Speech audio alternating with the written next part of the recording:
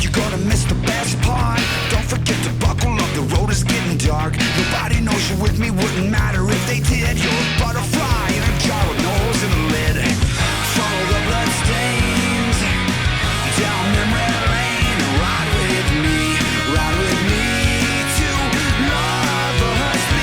Ride with me to Lover's. Celebrate with the Reno divorce here. Hey guys. Hello, how are you? Doing well. This is Brent, Johnny, and Ty. Why don't you tell me a little bit about what you're doing here today? Well, today we're here shooting for Inkspired magazine and kind of showing off our black market clothing line.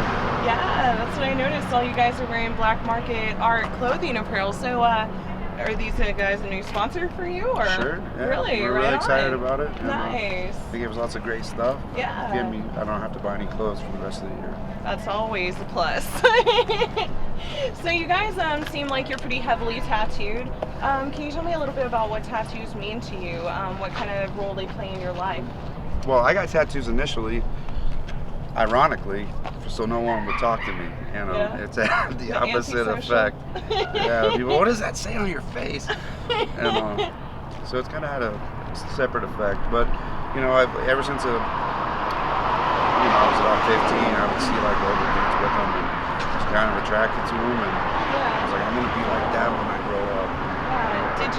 Did you envision it as just like a rock star mentality at that point, or just like the hardcore guys who are the ones with the tattoos? I think like a rebel, you know, just it was an act of rebellion more than anything, and definitely maybe the rock star thing too played into it.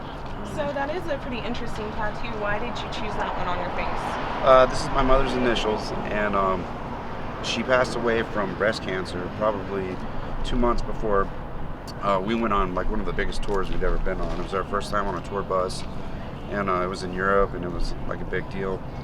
And I think I knew it'd piss her off, so. But I wanted to remember, you know. And we were playing a very big tattoo convention, and yeah, the Rockin' Ink.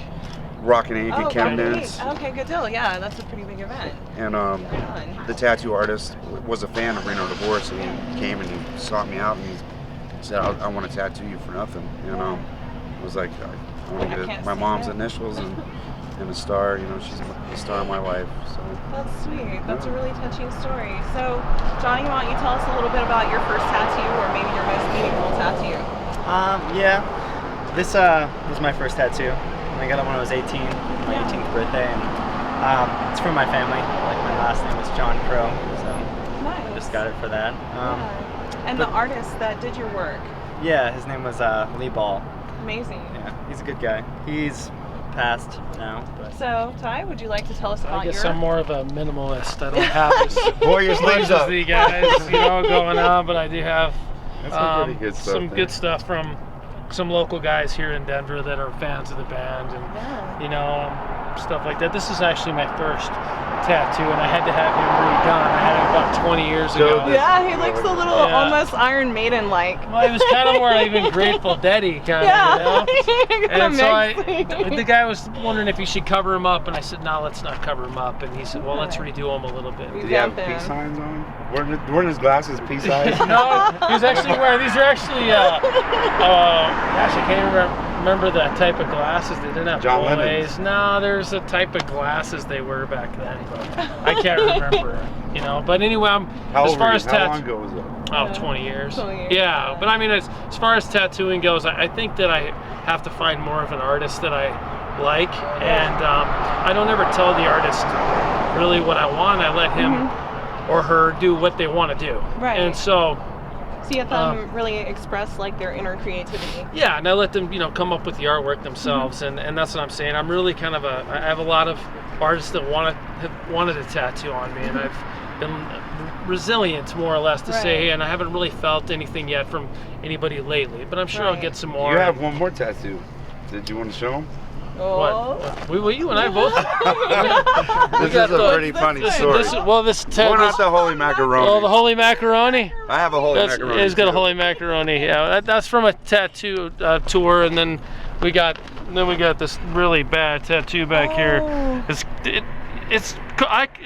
TMB, which is for me trust no Brent, but it's but Trust nobody. trust nobody. So How long have you guys been friends? You seem like you Brent and get I've been along rather well. Brent and I've been friends for about 6 years. We actually met and started Motorcycle. through Triumph Motorcycles. We began riding together, and that's how we became friends. And then it came where I could become part of the band, and so I did. Yeah. Good job. Yeah. Good job. I know you guys were just recently on tour. Would you like to talk a little bit more about that? And also, I know you have a new CD out just here recently. Is that correct? Yeah. Yeah. Go ahead. And And we tell us did, about that. basically over the last year, we've been touring for the last year from October to this October, and have done basically a complete U.S. tour, all the way from California down through Texas, Midwest, and then earlier this year we did 2 weeks with the Reverend Horn Heat, which we were super stoked on, and then we went down into Southeast, Florida, that kind of stuff, and then Brent had recently just gone and done a solo tour over in Europe for a couple weeks. Yeah, it was really cool. Yeah, and then we did all New My England, New York. expenses were really low, and I made That's some nice. money. I didn't have these babies with me.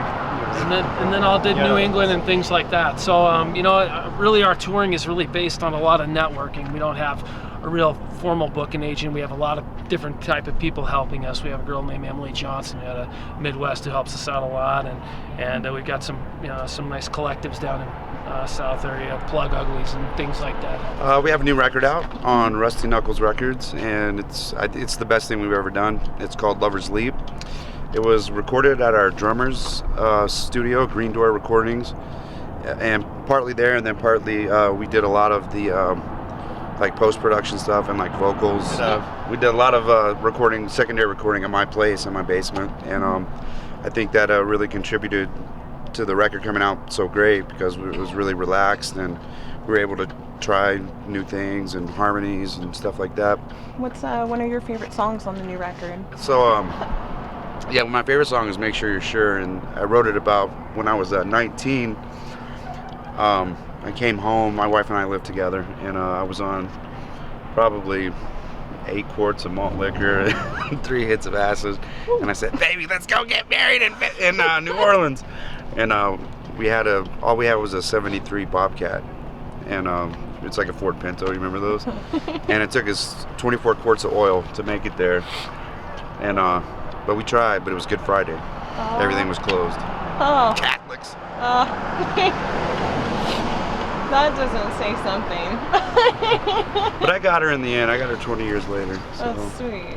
It's always tough. That's really the main focus for this next year. Is more touring, trying to get some more support tours so we can get more exposure, and that's what we're excited about. Companies like Black Market and shows like yourself to get us, it's always nice for us to have people excited about the band. Right on. Tell everybody where they can find you.